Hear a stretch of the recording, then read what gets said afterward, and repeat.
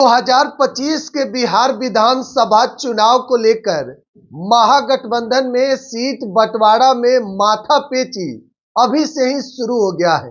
कांग्रेस भी उधर अड़ गई है, भाजपा माले भी झुकने को तैयार नहीं है और तेजस्वी यादव तो पहले ही कह चुके हैं कि भाई 2025 में कुछ भी हो जाए आरजेडी इस बार नहीं झुकेगी।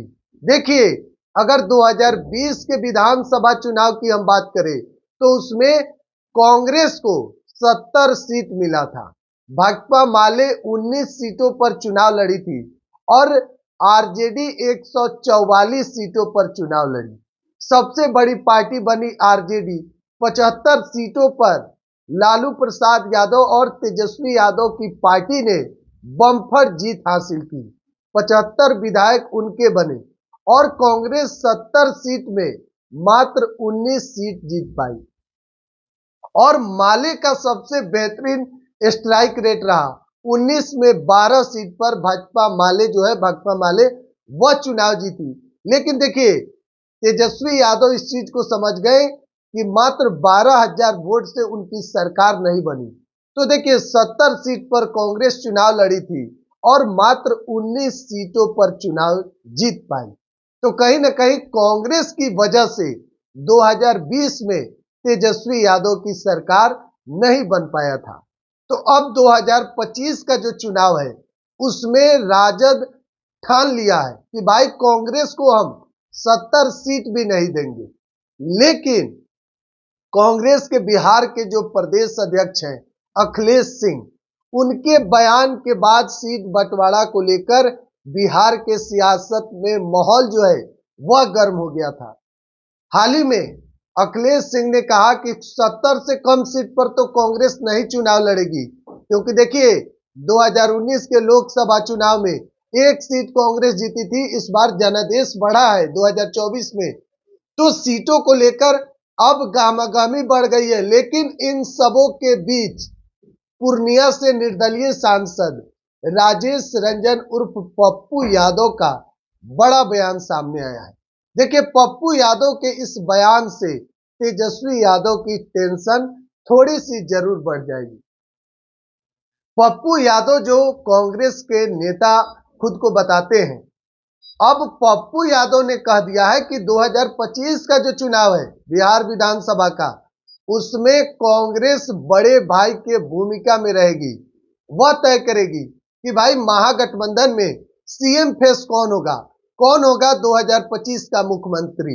अभी से ही मुख्यमंत्री चेहरा सामने लाकर चुनाव लड़ने की कोई जरूरत नहीं है।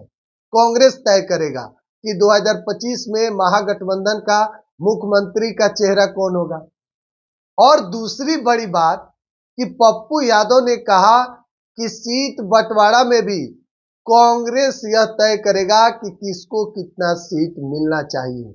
देखिए, भले ही नेशनल लेवल पर कांग्रेस बड़ी पार्टी है, लेकिन बिहार में जो रीजनल पार्टी की बात होती है उसमें आरजेडी बड़ी पार्टी की भूमिका में है।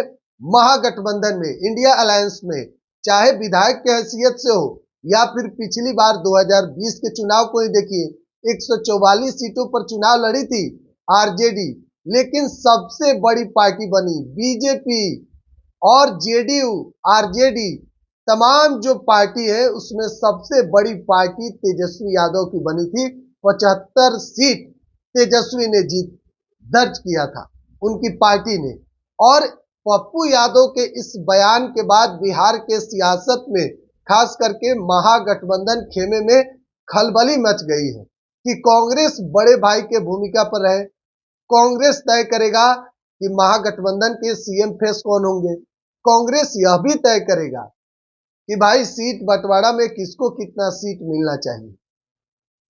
अब देखिए, आरजेडी इस बार साफ तौर पर ठान चुकी है कि भाई कांग्रेस को हम ज्यादा सीट नहीं दे सकते हैं, क्योंकि पिछली बार कांग्रेस के वजह से ही उनकी सरकार नहीं बनी थी। माले का अगर देखा जाए तो बेहतरीन स्ट्राइक रेट था। पिछली बार 19 सीट दिया गया था भाजपा माले को और उसमें से 12 सीटों पर जीत दर्ज किया।